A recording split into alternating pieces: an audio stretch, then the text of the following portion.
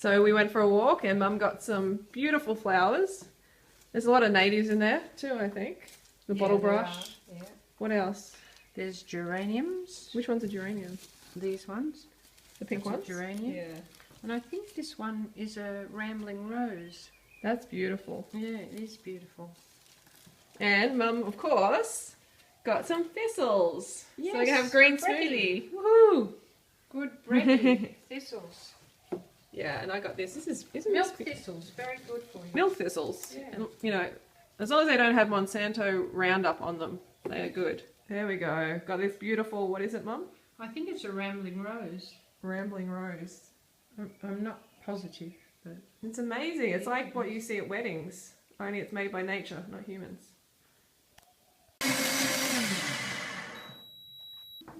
The green goddess is going in. Yummy. Look what Mama Duck got me. This is so cool. This is a water filter in case, well, it's not a water filter, it just holds the water. You get to put the water in there, you put the lid back on, and then you got a pineapple. In Thailand, they call it sapalok. Okay, so something I like to do before I have the main event, sometimes I do this, is have a Dr. McDougall noodle soup. Check out these noodles. I used to have this when I was young, like the 2-minute noodles. Remember that, Mum? yes, I do. So love them a lot. And so this is really good. And you can regulate the amount of salt you put in it. I only put like a quarter of one of these sachets. So that's really cool. And I actually just burnt my hand. Burnt my hand pouring boiling water into this, but I poured it on my hand, so it was a bit silly. But we've got some aloe vera here. Mum went hunting down the street, found some aloe vera, which is excellent for burns, isn't it, Mum? It is the best thing. Really, really good. Mum's had some major burns, haven't you? Yeah, I have. From cooking. And ironing. Yeah. So that's it. All right, I'm going to get into this. Mum's going to make a curry and a honey. Okay, Mum's made this beautiful curry. She learnt to make it actually in Thailand. And we have some brown rice. This is going to be beautiful. Let's serve it up. Yes. Okay, so I'm busy peeing my burn. Got the frozen peas on the burn. It's not too bad. It's pretty good. And we just watched this awesome video from Joe about starvation and what it does to your metabolism and your weight. So you definitely got to check it out after this video. I'm going to attach it on the end. So please watch it. If you've ever dieted in your life, you have to watch this, okay? Okay? Okay. Okay. And that's it. Okay. Yeah, we had our curry. That was very nice. We had a curry and a honey. And another day of fun tomorrow with Mum. Yeah. So don't forget to go fruit yourself. Oh, root yourself. Yeah. And we'll see you tomorrow. So it's called actually The Biology of Human Starvation. And it was a study done by Ansel Benjamin Keyes, who's a very well-known scientist, researcher of the time in the 50s, and in the University of Minneapolis. So it's called the Minnesota Starvation Experiment. That's the actual document study. Anyway, let's go on. So the Minnesota Starvation Experiment was a clinical study performed at University of Minnesota in the 50s. And it was basically an investigation designed to determine the psychological and physiological effects of severe and prolonged dietary restriction. Basically dieting. They were doing it as a war effort to work out how to refeed Europe, but the implications is that it's useful for us today. And that's basically what it says here. It was a semi-starvation subject on healthy men over a 12-month period. And there were 4 phases which are really clear.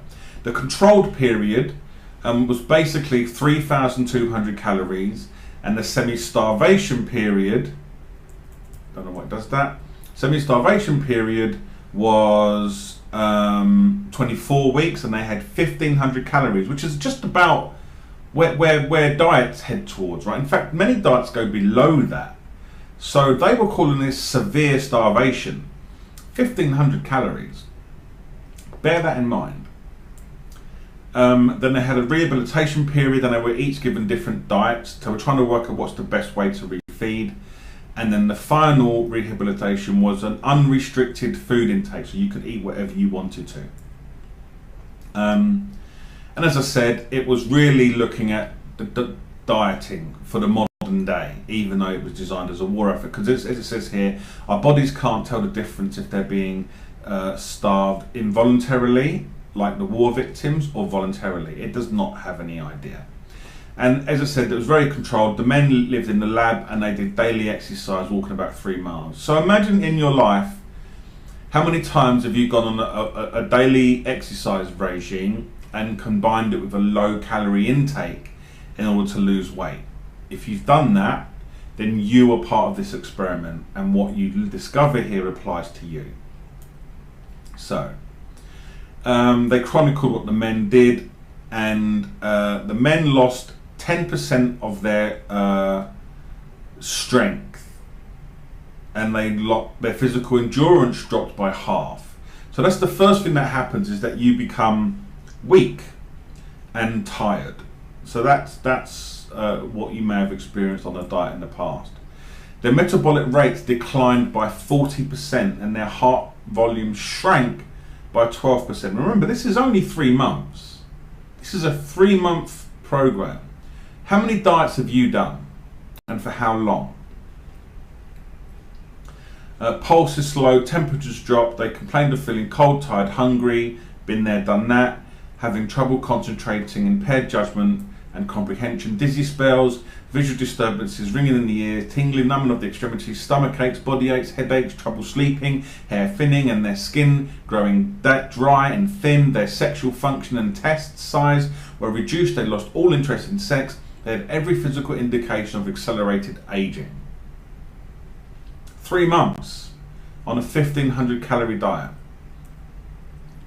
But the psychological changes were brought on by the diet, even among the most robust men, with moderate calorie restrictions, were the most profound.